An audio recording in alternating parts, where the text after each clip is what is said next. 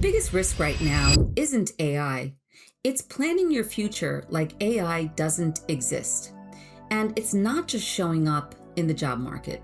It's showing up in how young people feel about their futures. Junior Achievement found that 57% of teens say AI has negatively impacted how optimistic they feel about their future careers.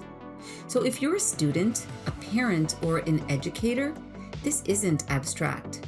It's personal. And I'm not talking about this as an outsider. I've spent my career helping people grow, and I'm living this as the parent of 2 Gen Z sons in college. So let me say it clearly. The future of work is not about jobs. It's about gaining clarity about your strengths, clarity on how the world of work is changing, and building skills that will hold up in the world that's coming next. For decades, we've told students the same thing. Pick a job title, teacher, doctor, lawyer, engineer, follow the steps, and you'll be safe. And for a long time, that worked. But today, the model is breaking down fast. The World Economic Forum estimates that by 2027, 23% of all jobs will change due to AI disruption. And 44% of worker skills will also be disrupted. So by the time a student commits to a path, the role they plan for may already look very different. And that's why so many students and families feel like the ground is shifting under them. Here's the shift most people miss. AI doesn't replace jobs first. It replaces tasks inside jobs. That's why the disruption doesn't always look dramatic at first. It looks like fewer entry-level openings, fewer starter roles, fewer chances to learn on the job. And that's exactly what we're seeing in the early signals, like those drops you've read about in young developer employment. Because entry-level roles often include the work that's easiest to automate: boilerplate tasks, repetitive writing, basic analysis, routine workflows. MIT and OpenAI found that 80% of jobs have at least 10% of tasks exposed to AI. 19% of jobs have at least 50% exposure. And 47 to 56% of tasks can be accelerated with AI tools. So the question isn't, will this job exist? The question is, which parts of this job will be valuable when machines can do the routine parts instantly? And this is where the world is splitting into 2 very different realities. Some career paths are becoming more competitive, more compressed, especially entry-level white-collar work. And at the same time, other paths are growing stronger because they're tied to the physical world and the essential economy.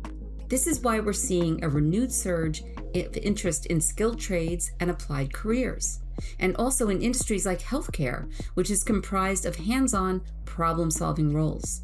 Because AI can write code, but AI can't fix a wire inside your wall.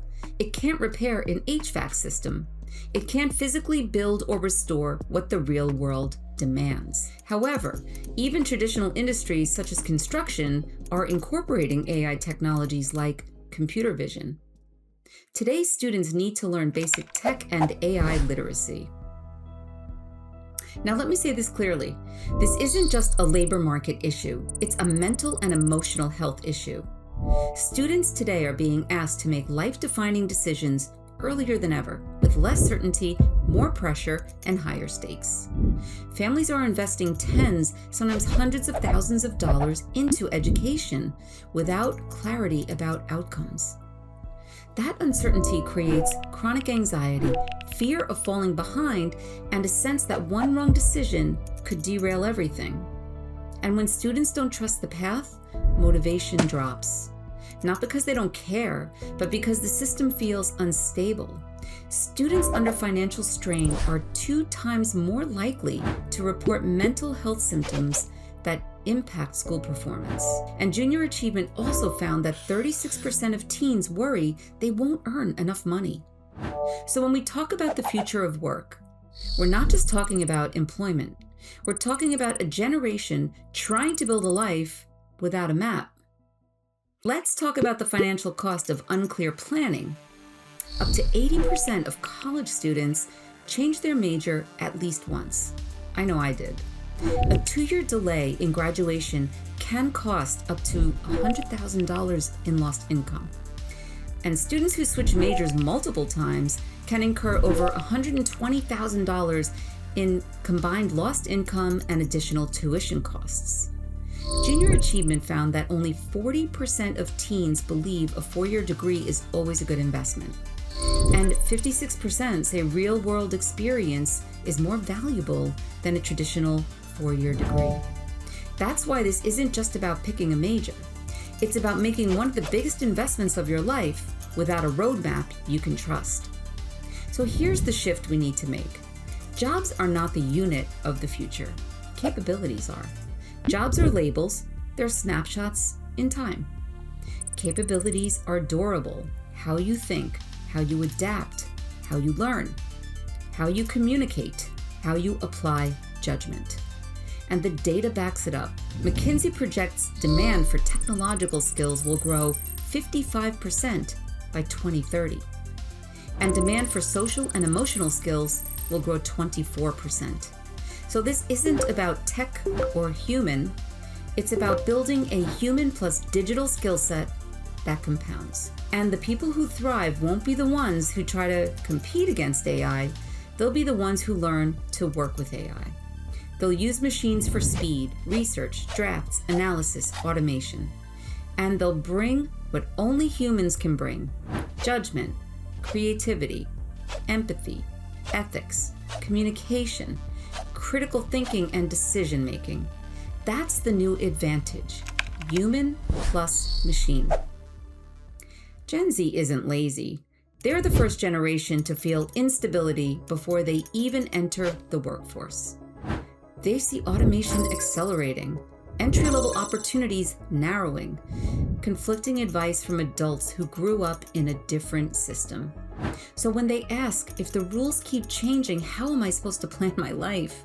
That's not entitlement, that's clarity seeking. And here's one more signal of how seriously they're taking it. Junior Achievement found that 87% of teens expect they'll need to diversify income through side gigs, part-time work, or independent projects. That's not just anxious. They're already adapting to a new economic reality.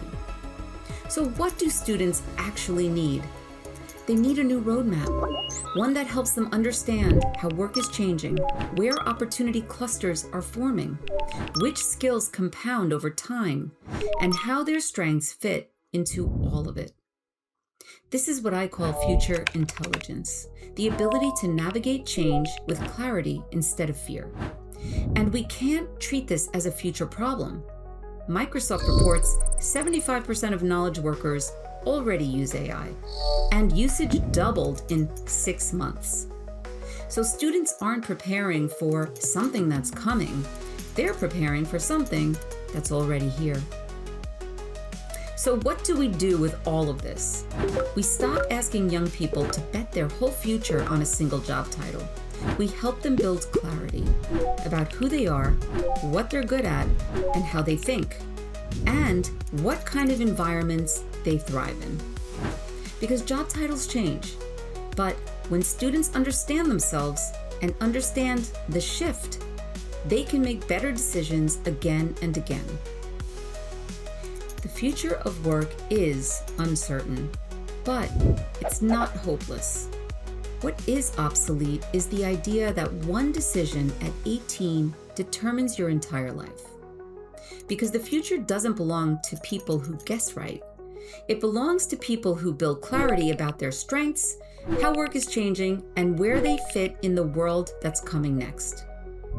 In the next videos, we'll explore the forces reshaping work, where opportunity actually lives, the skills that matter most, and how education must evolve in the age of AI. Don't guess your future, design it. Visit Pathfinder today.